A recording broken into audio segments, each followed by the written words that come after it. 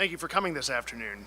I'm Representative Paul Schemel. I'm privileged to speak on behalf of my colleagues in the Common Sense Caucus. The Common Sense Caucus has a singular mission: to be the voice of the taxpayer, the voice of the Pennsylvanians who pay for all of the things that we have determined that we as a state have to do. We owe it to them to be prudent spenders of their money. Next week, Governor Wolf will deliver his annual budget address where he will detail his spending priorities. The House and Senate will follow suit. In the process of the building next year, the budget will begin. The Common Sense Caucus will be here to participate, to advocate, and most importantly, to vote. We are a strong bloc of voters committed to controlling spending, and we are growing in number. Now let's talk for a minute about what we mean by controlling spending and just why that's important. To begin with, you can't spend more than you take in. That's basic economics. But in our annual struggle to balance the budget, we frequently overestimate revenues and underestimate expenditures. It seems that legislators are some of the most optimistic people that you will ever meet. As you can see from the chart marked state spending versus revenue, that optimism is frequently misplaced. Next, at a minimum, spending should never outpace growth. Inflation changes the buying power of a taxpayer's dollar. This is measured by metrics like the Consumer Price Index. As you can see from the chart marked state spending outpaces economy, Pennsylvania's spending has been rising faster than growth and on every measurable level. This means that taxpayers will not only have to pay more in taxes, but taxes will increasingly consume a greater percentage of their income. Well, you might be thinking that we have not had any broad-based tax increases for years despite increased spending. It's true that we've not raised income or sales taxes in Pennsylvania in several years, but we have annually raised taxes on targeted products, services, and industries. More importantly, we have masked the cost of our spending increases by underfunding our liabilities, like our pension fund, and permitting the expansion of certain industries, like gambling. Eventually, the cost of our overspending will catch up with us. Our pension funds will be depleted, and there will be nowhere left to build any more casinos. Overspending will eventually and always lead to higher taxes. Okay, so what if our taxes go up? Is that such a big deal? Is it that bad to ask the taxpayer to be a little more generous? Yes, it is that bad. Not because people aren't generous, but because people act rationally to increases in costs. All things being equal, there is an inverse relationship between tax increases and economic growth. As taxes increase, population and economic growth generally decline. We don't have to guess about this outcome. We can see it playing out in other states. An obvious example is Illinois, which dropped from the nation's 5th largest state to our 6th largest state last year. Earlier in the week, I was listening to NPR report on the negative impact of Illinois' high taxes. People are leaving, and in record numbers. This is also borne out in research conducted by the nonpartisan Pew Charitable Trust, which recently reported that taxes contribute to the cost of living and factor into people's thinking about moving. The same is even truer of businesses which consider carefully the expense of taxes when determining where to locate. Uncontrolled spending ultimately leads to higher taxes, which leads to dampened growth. The cycle of spending and taxes is particularly troubling when you look at the demographic trends for Pennsylvania. Our population growth has been anemic, significantly below the rate of growth nationally. This has resulted in an effective population decrease. In 2016, our state's population actually decreased. This puts our current haggling over congressional districts into a different perspective. It's almost like arguing over who gets first dinner seating on the Titanic. Enjoy it now, because Pennsylvania is slated to lose 1 or 2 of those congressional seats in the coming census. When you dig into our state data, you also see that our population is aging. People in their working, childbearing years are choosing to leave Pennsylvania in record numbers. That is placing an even greater burden on the taxpayers who remain and who will eventually have to make up the difference. So why is it important to control state spending? More specifically, why do we care about controlling state spending? When you strip away all of the political speak, it's not businesses, industry, or special interest groups. It's not because we're mean or don't want to be generous. It's because people make rational choices, and they react to what we do in this building. It's because I know that the guy who lives next door to me does not does better for his family when he has more money in his pocket and more freedom as to what he can do with it than when the government takes more from him and makes him more dependent upon it. In our modern economy, that guy next door is far more mobile and willing to go elsewhere than his parents are.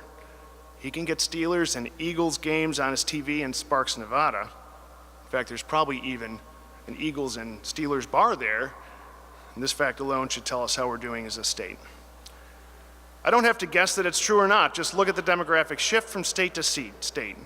See where people are coming from and where they're choosing to move to. States which control spending are destinations of choice. They are places of economic vitality. I've been to Texas. It's doing a lot of great things, a lot of things right when it comes to growth and spending. But let me tell you, it's no paradise of natural beauty. The people behind me care about spending because they care about people. I don't have to guess if this is true or not. Just look at the demographic shift from state to state. So how are we in this Common Sense Caucus going to work to control spending? We're going to be engaged in the budget process. We're going to be active on our committees and within the broader caucus. We're going to speak to members individually. And we're advocating legislative solutions which impact our budget. I've summarized the problem, but the solution is in our 203 members. If you want to know how we're going to fix this, talk to some of the reps. Talk to some of the reps that are here. Representatives Mao, Tobash, and Coffer. They have offered excellent reforms on welfare. Representatives Kiefer, Phillips Hill, and Speaker Turzai are advancing growth-oriented regulatory reforms. Representatives Grove, Ryan, Nelson, and Warner have bills reforming our budget process. That's just to name a few. There are more. And we hope we'll have some from both sides of the aisle. Approach these members and let them explain to you why their legislation advances the ball in controlling spending and how that has a positive impact on people's lives. Instead of soliciting a few sound bites, engage these guys in a genuine conversation. Tomorrow is Groundhog Day. We're all looking forward to hearing Punxsutawney Phil's prognostication. What you don't know is that old Phil has been checking out the cost of living and job opportunities in Irving, Texas. And he's finding he can trade his hole in the ground and dead-end job in Jefferson County for a nice gated community and modern office suite in the Lone Star State. Like other Pennsylvanians, Phil's going to make a rational choice as to where his own future lies. Our job in this building is to create public policy. Our job as legislators is to create public policy that makes Pennsylvania that choice location. With that, we have a few minutes for questions, if anyone would care to ask any.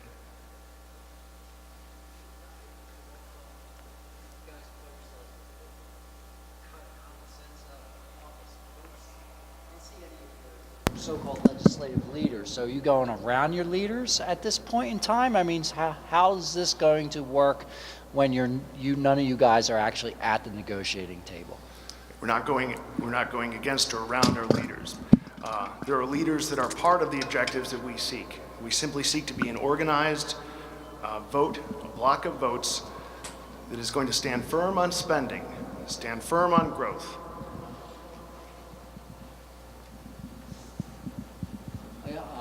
Another one, I guess. A couple of years ago, the legislature mandated that the administration no longer use transportation money to pay for the state police.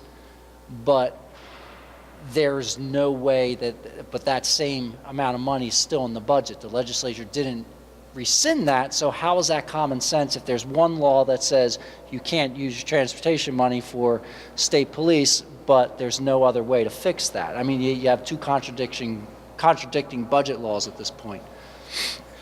So the fiscal code that was passed was that 2 years ago put on a payment plan to start moving the money back into the general fund.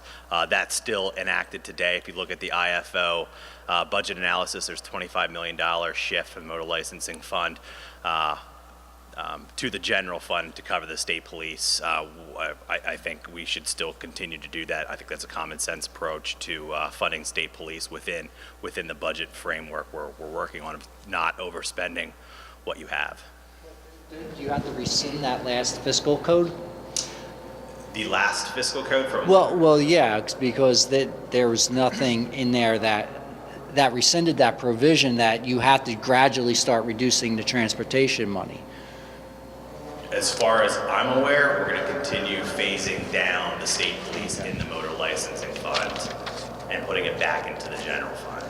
According to the IFO, that's $25 million in the 18-19 budget.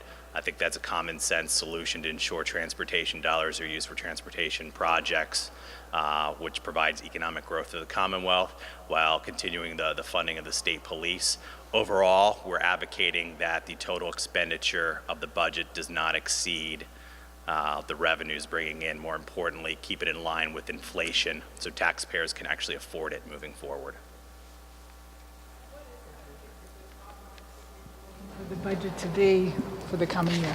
So if you took last year's spend number and you multiplied it by the consumer price index, highest one in the state being Philadelphia's, it would be about 0.64%. That spend number would be about $32.1 billion.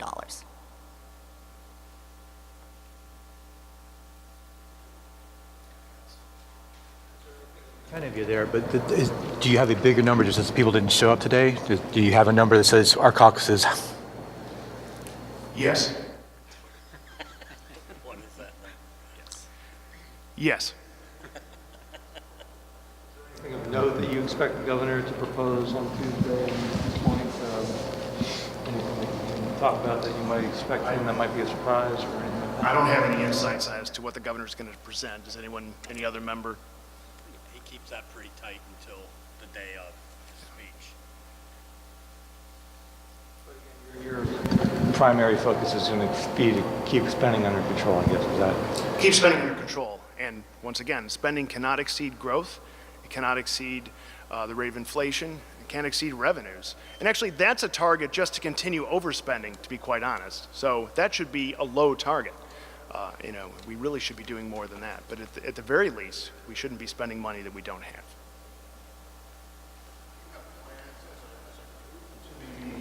Really sort of a spending plan or something you can support, as well as maybe the documents for how to pay for it or how you see current state resources being used to do that, kind of like you did last year? So we've offered there's some policy initiatives that we've been part of with the welfare reform, with the regulatory reform. There's many different initiatives and policies that have been introduced that would address some of this overspend and control those cost drivers. Actual budget with related documents for. No. We're working in coordination with our appropriations and our leadership.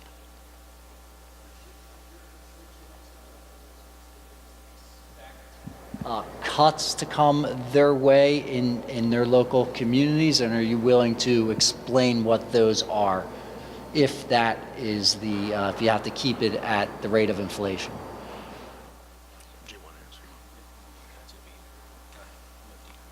Yeah, so that's a moving target depending upon what reforms are there. But reforms are reforms. They can't always be characterized just as a cut.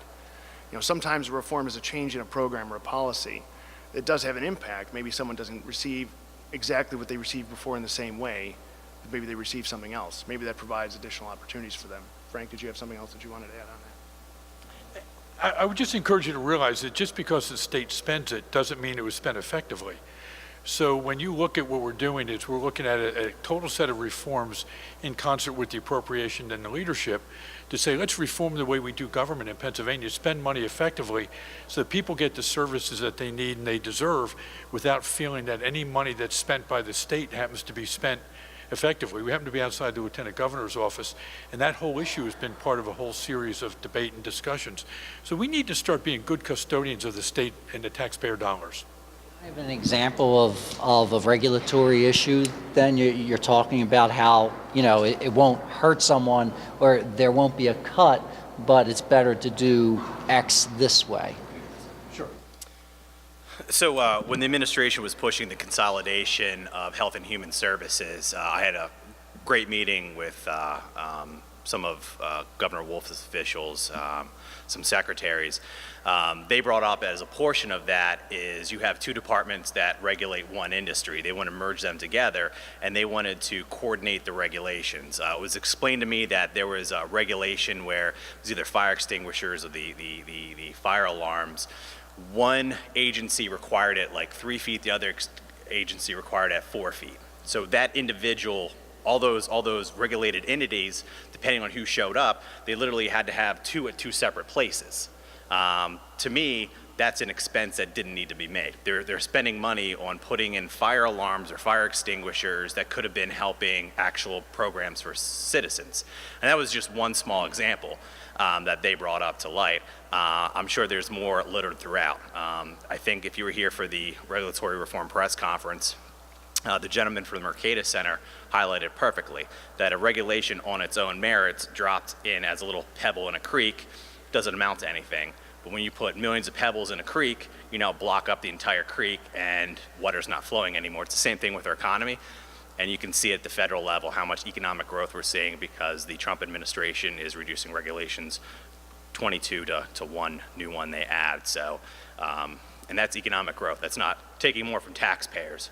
That's getting taxpayers higher paychecks, more money in their wallets, and automatically they get a tax increase because they're making more money because of a percentage, and that is how you build growth in your state revenues.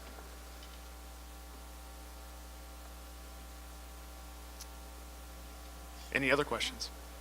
Very well, thank you very much for coming out.